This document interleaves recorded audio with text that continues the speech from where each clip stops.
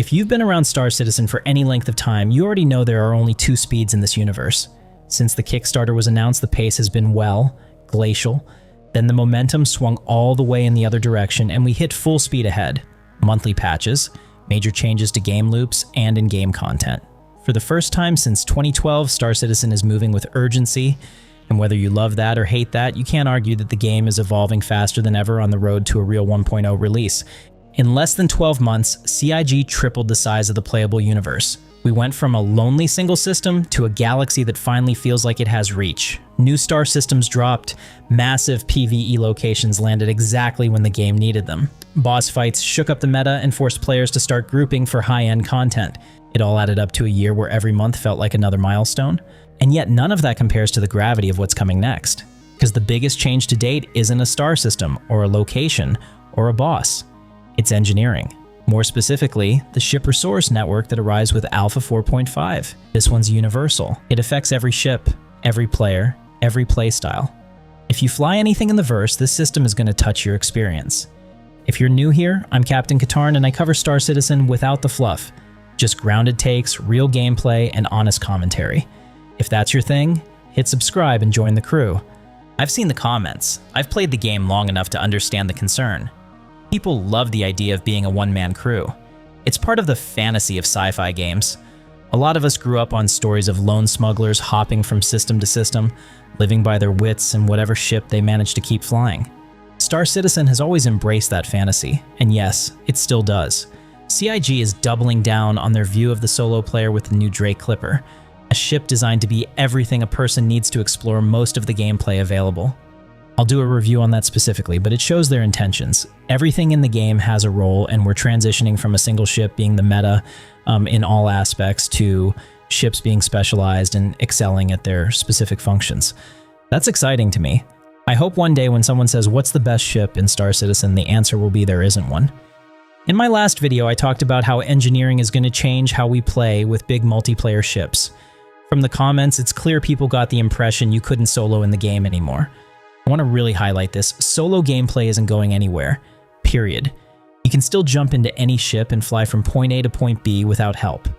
You can still hop in a fighter, a courier ship, a small miner, a scout, a light explorer, and run task after task without needing another soul on board. That's part of the design. Many ships are purpose-built for 1 or 2 people. The mission system also supports content that fits solo players, separate from the more demanding group missions. Making a living on your own in the verse is absolutely still a thing, but soloing is changing, not dying, changing. Solo gameplay is just shifting to a more conscious choice of content and ship. I often talk about the consequences missing in this game, and now your choices will have a more profound impact on your gameplay. Pre-engineering during combat, you could be lazy. You can push full power into shields and guns and just go. You can run components hot without caring. You can ignore your power distribution entirely and rely on raw output to carry you. Not anymore. That shit will get you killed post Alpha 4.5. Components will respond to stress. Push your power plant into the red and you'll cook it. Overload your weapon capacitors and you'll watch your guns fall off a cliff mid-fight. Take sustained hit after hit, and instead of your shields magically absorbing the punishment, the damage will bleed into your power plant life support or your thrusters. But what about all those smaller ships? The ones designed for one pilot? They'll be fine. They'll actually shine because they're built around simplicity and efficiency. You'll be able to keep eyes on your power distribution, your component health, and your overheat levels while still flying and fighting. You'll feel that added workload, but it won't bury you. It will elevate the skill portion of the game. 2 identical ships, 2 different pilots, 2 very different skill levels. If you wanted to prove you're Luke Skywalker behind the stick, now you'll have additional ways to be exceptional. Star Citizen's always pushed the idea that every control method should be viable. Gamepads, keyboard and mouse, full HOTAS rigs, full cockpit builds, it's never mattered. The game's been input agnostic since day one, and complaints about one setup being an advantage have basically disappeared. But with engineering coming online and survival tied to watching your limited MFDs, camera control matters more than ever. That's where today's sponsor comes in, because the Tobii Eye Tracker 5 gives you the fastest way to keep eyes on your ship without taking hands off the controls. Let me show you what I mean. Here's my Tobii Eye Tracker 5 on in Star Citizen, and you'll see the Tobii ghost bubble so you know exactly where I'm looking in real time. When I glance toward a screen, the camera follows. When I'm checking system status, shield faces, or power draw on a cooler, it feels natural because Tobii blends eye and head tracking together without any effort. Unlike VR setups, you don't have to strap anything to your face, you don't recalibrate every time you sit down, and it stays locked on even if you're wearing glasses or playing in a dim room. I've got it installed on my 47-inch Samsung Odyssey G9 monitor with a major curve, and it handles it like a champ. But the real value shows up in the features. Star Citizen utilizes Tobii's camera boost tech, which gives you stronger, more precise camera response when you need to see something at the edge or off the screen, perfect for managing MFDs on the fly and tracking ships in a dogfight. And the system automatically switches behavior depending on whether you're in weapon mode or flight mode. That means when you're dogfighting, Tobii gives you that smooth tracking to follow targets off your nose. But the moment you're on foot or using FPS weapons, it tightens up so you don't over-aim. It's tuned for Star Citizen in a way that feels seamless once you use it for more than a minute. Tobii is running a Black Friday campaign from November 14th through December 1st with a 20% discount for my community using the referral link in the description. I've also included a link to enter their sweepstakes to win your own, which you can check out below. Thanks to Tobii Eye Tracker 5 for sponsoring this video. And look, I understand, you might not want to deal with managing systems, hell, you might not want to fight at all. CIG gets this, and time to kill on the preview channel for engineering has been increased so significantly that I can imagine, in the final version, you'll have time to call your friends for help when you're attacked. Plus, there's an emphasis on disengaging and getting away when you can, which gives you even more tactical options as a pilot. Sprinkle in master modes going away, and space gameplay is going to be even more interesting. I can't wait for that.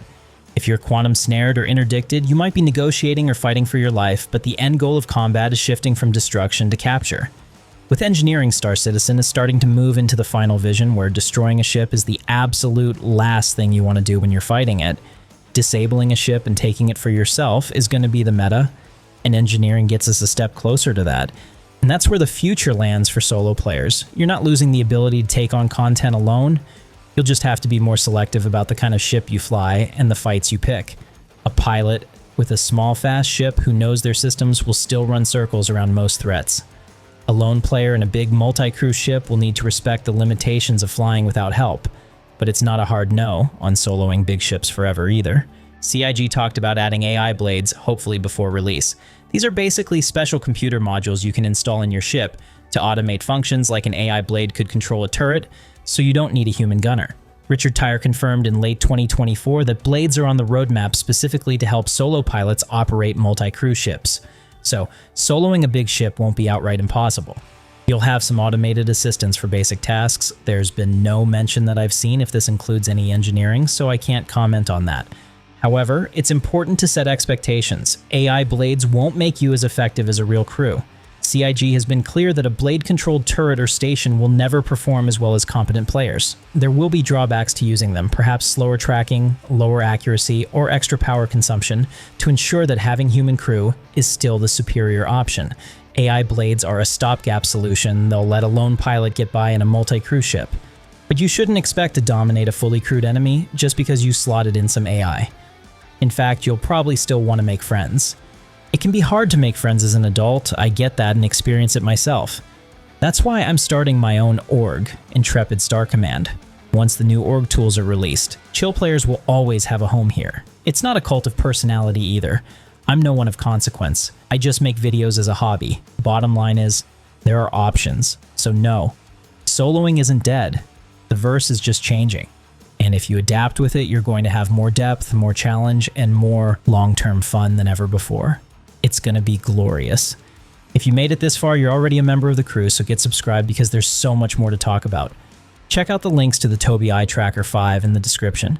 If you want to support the channel further, there's the join button or my referral link to the Impound. I want to thank my channel members specifically as you keep me motivated, and I really appreciate you. Thanks for watching, and I'll see you in the verse.